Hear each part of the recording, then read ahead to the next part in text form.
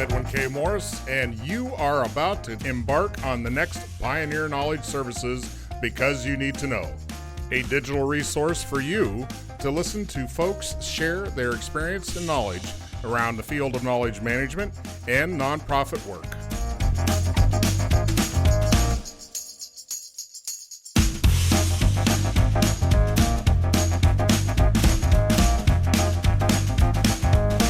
If your company or organization would like to help us continue this mission and sponsor one of our shows, email byntk@pioneer-ks.org.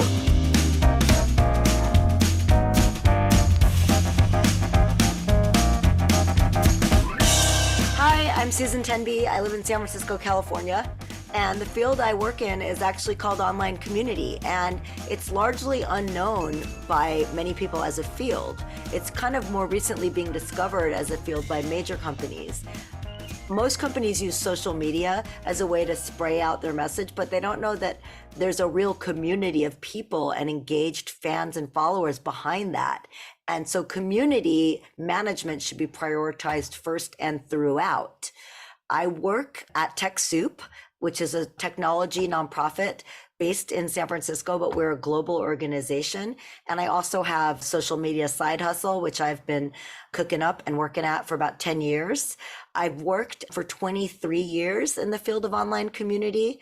I love to encourage people to join the online community field as a profession.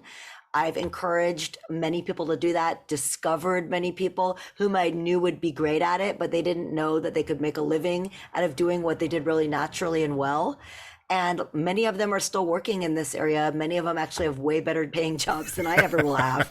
I think online community is a great tech job for the non-technically inclined, people who, maybe studied literature or journalism, who just happen to love social media and do it for fun. It's a great field that they might not know about, and they don't consider themselves techies, but it's still a tech field for people like us. And I generally use Facebook to be connected to people that I know, and Twitter to be connected to people that I may not know personally, but want to be connected to. As this new field, can you name any kind of source that you lean on for guidance? Is there a textbook? Is there a author? Yeah. Okay, go ahead. Yeah. So to kind of lean into the guidance for the field, I always refer to CMX, which is the Community Managers Exchange is what it stands for. They have regional meetups, they have a Slack channel, there's a lot of educational materials. It's a property or a project of Bevy. CMX was founded by David Spinks. He's really knowledgeable. I think it's great to join CMX. I also think Noelle Flowers is a great resource, a community manager who's very knowledgeable and has kind of been in the field for a really long time. Actually, the most thrilling thing is to hear what inspiration has led somebody to where they are. When you are a creator, and I'm labeling you that, because you are an entrepreneur, you see things that need to have happen, and you take action. Tell me about where that inspiration came from for you. Professionally, that inspiration came because I had cancer when I was 26, and I was a young woman with cancer, and all of the cancer resources that I found were, as soon as I was diagnosed, I kind of started looking around for community, and they were all very much geared at older women with cancer. And I was a young woman. I had needs that were very different than an old woman, all the way down to I had purple hair and I didn't want an ugly old lady wig. I wanted a wig that looked like me. So everything around finding community, and I realized there was no community for young women with cancer. And so I decided what would happen if I was the person to launch that community. So that's kind of how I got started in online community. I was a member of San Francisco Women on the Web, which was an early email list that still exists. The Women on the Web is kind of a regional thing, and there was a San Francisco email list, and I was a member, and I said, hey, I'm interested in launching this group, this online community. I've never done it before. Can someone build it for me? This was way before social media. So I got some volunteer web designers to build it for me, and that's how I got started as an online community manager, and it became my career. Where did leadership become a trait that you example? Where does that come from? Were you born that way? You're talking about leadership here. I guess I was born that way. I don't think of myself. I mean, honestly, where I see that there's a need, I don't have any problem stepping up and saying, okay, we need to fill that. I'm actually a lot better at saying we need to fill that and asking someone else to help me implement than I am being the doer. I'm pretty good at like saying we, and I'm really being volunteering someone else, voluntold, as they say. Well, you see, now, Yeah. by true definition of what a leader is you have to have followers. So you've already met that requirement. You are a leader. Tell me again where you got your training. Where did you become this? I honestly don't know. I don't know the answer to that. I can't think of how I got training. Okay, in all that right, way. let's back up the train. Yeah. Let's go back to Okay.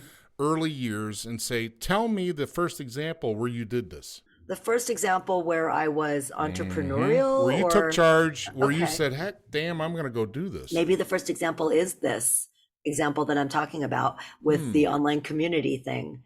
I can't think of another So example. there wasn't anything in grade school. There wasn't anything in high school. There was nothing that was like you saw your grandparents, you saw a neighbor do something that was a community-minded effort, and you're like, ooh, I need to do that. I guess, well, in college, I was here during the San Francisco earthquake in 1989. It was my first year in college.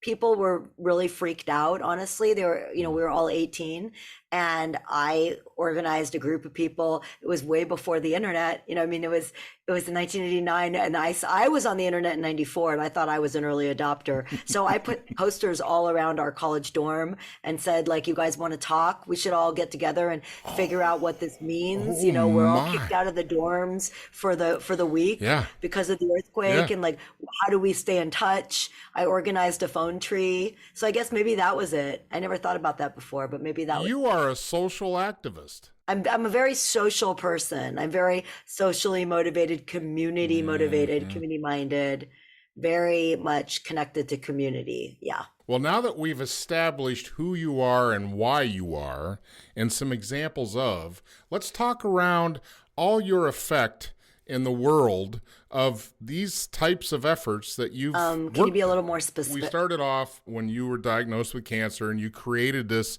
community of a support mechanism because there was nothing out there that met the need. Right. And now you've moved on from that to what? What are the other things that I see. great? What are the other elements of community building that you've drawn to? I started at TechSoup, and I was actually hired at TechSoup to write the first 30 articles. I was kind of hired as a content developer and writer because I had an English degree. And then I realized kind of very soon into it, launch of the site and the pre-launch of the site, that we needed an online community. It needed to happen, and it needed to be staffed with experts. I made it up as I went along. I joined a bunch of online communities for people who are in technology, in tech for good, and nonprofits. I listened into those communities. I joined them as somebody in my 20s who had never done it before. I actually kind of had a little bit of an innovative way to find them. I did a who sort on Outlook. I just did a sort by whom on Outlook and saw under each group, funneled each group, filtered each group into its own folder, its own filter. Then I did a who sort, and I saw who was speaking the most. And I found those people, and I reached out to them individually and told them what I was doing and asked their advice first to get buy-in from them, and then invited them to be personally the first experts in the community. I launched a forum for TechSoup, and nobody wants to kind of dance at a party by themselves. So I knew that. So I pretended to be 10 different people with different personas, just talked to myself and got a couple staff members to do the same. Oh, that's rich. So much so that our chief community impact officer, Marnie Webb, who's now, number 2 in the organization, was answering at the time. She was brand new. She started a month after me, and she was answering all these questions. And I said to her, hey, we really should look up who this person is, because this person's really good. And she cracked up. She said, are you being serious? I said, yeah. And she said, that's me, right? Oh, my. So that was great. So that's how I started it at TechSoup. So then I just kind of continued to work under online community as what I did rather than writing. I'm a much better community manager than I am a writer. Well, let's back this train up. When you started this diverging from the content developer into community maker, tell me the use case an organization would want to have a community for. You know, if we're going to talk business outcomes and strategies, we get the idea of social media because that's where companies market stuff to the consumer. That's, I'll say, 85% of what social media is to me. It's marketing. But in this essence of a community building, it's not marketing as much as it is education, awareness, connecting people, you know, that sort of thing. What is the use case that you would go to a small business or a small nonprofit and say, you know what, you may want to look at doing this because... So, I mean, I think that with many instances, communities can be found within a larger social network like Facebook or LinkedIn. So you're meeting people where they're at. But with specific, very kind of subject matter specifics where it, let's say young women with cancer, where there's a very dialed down need, it's helpful to have your own community. And also with regard to privacy. So many communities, they don't want to connect their Facebook profile or their LinkedIn profile with a private issue that they might not want tied to their outward facing identity. So having a closed kind of white labeled online community gives them this privacy, this kind of safe walled garden, if you want it to be. And then also, like, for example, with the TechSoup community, this is a technology community for nonprofits. So it's very product agnostic. So as opposed to going to, let's say, a forum under a tech brand name, like let's say Adobe or Asana, that's going to be great for that specific product, but maybe not another product. So this is brand agnostic, trusted by the nonprofits because the nonprofits are inhabiting it. So we have a new membership community at TechSoup called Quad. It's closed. You have to pay to join. And then it's very trusted. The network is trusted. We will rubber stamp and validate those answers, make sure that they're correct. You're not getting bad advice that'll like take down your network. Things like that. That's where you would want. Whereas if you just Google and put it in, let's say Spiceworks, you don't necessarily know who's answering. There ends up being, in this case with TechSoup, a credibility and a privacy and a bit of a consumer reports kind of protection of not being a sellout to one brand or one company, that you are there to represent really the consumer in a fair and equal way. We try to be a trusted resource, and that kind of goes along with our mission. Let's move on to what's the evolution that you've seen, because your early days before the internet with that thing about the earthquake, you know, I just want to see, I want to get your perspective of what the evolution has brought along in technology in the digital age to community building.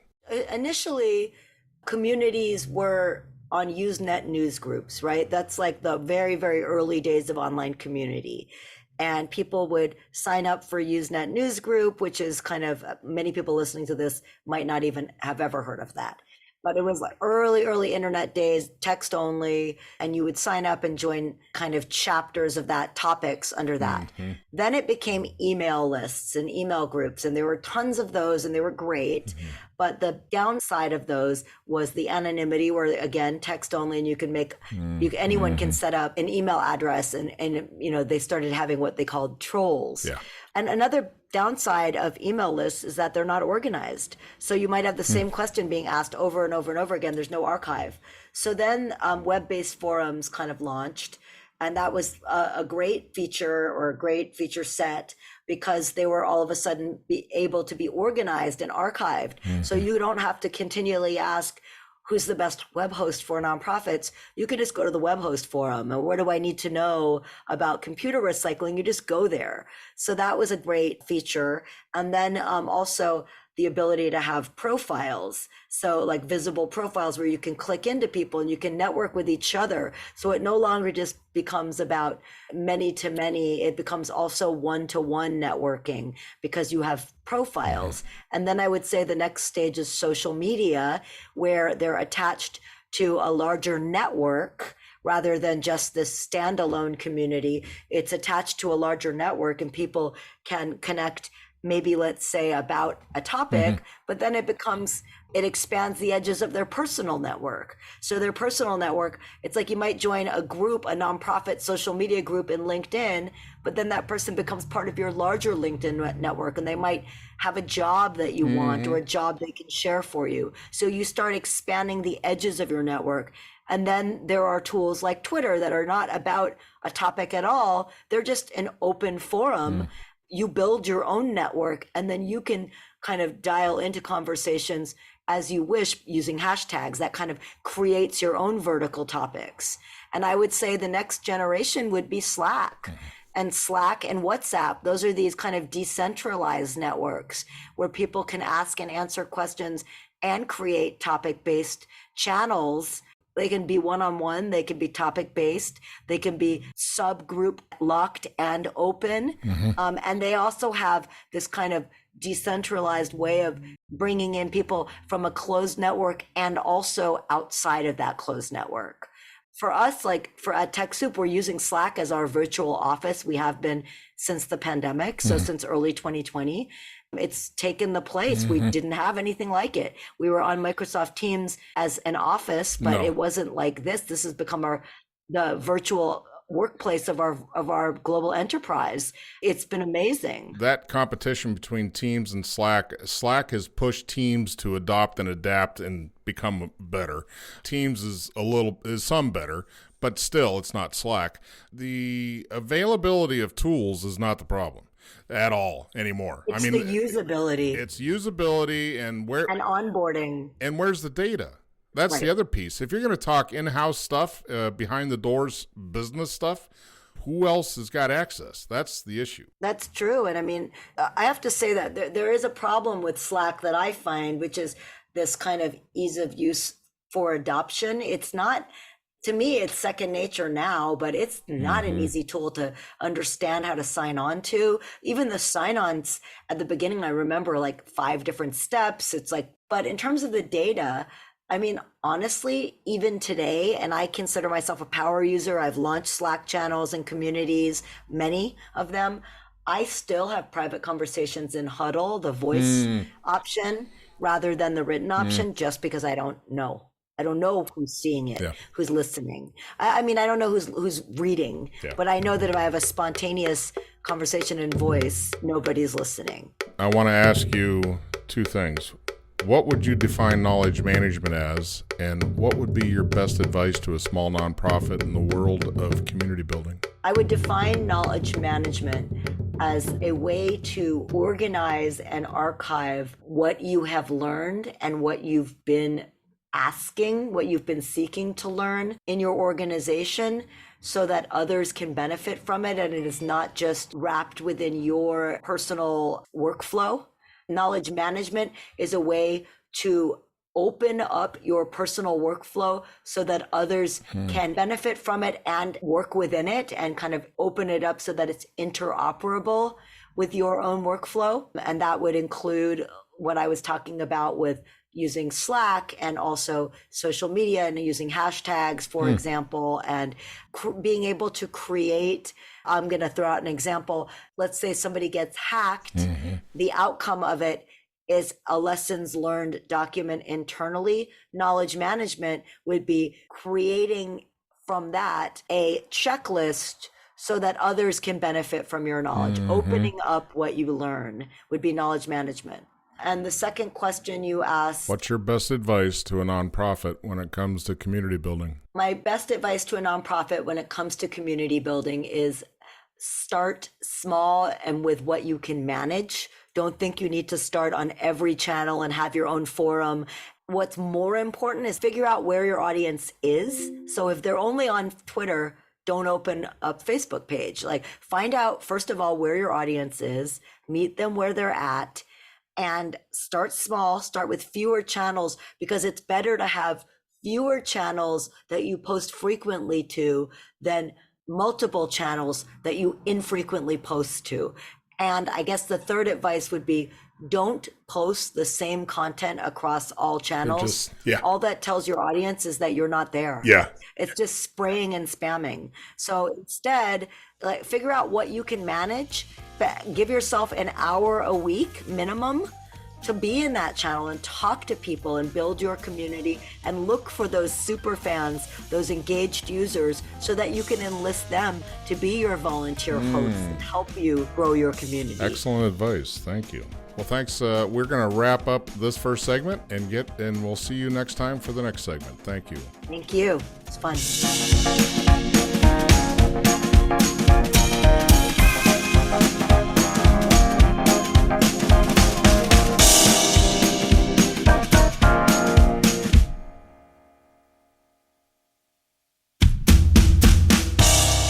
You have just finished our latest Because You Need to Know, a public service of Pioneer Knowledge Services.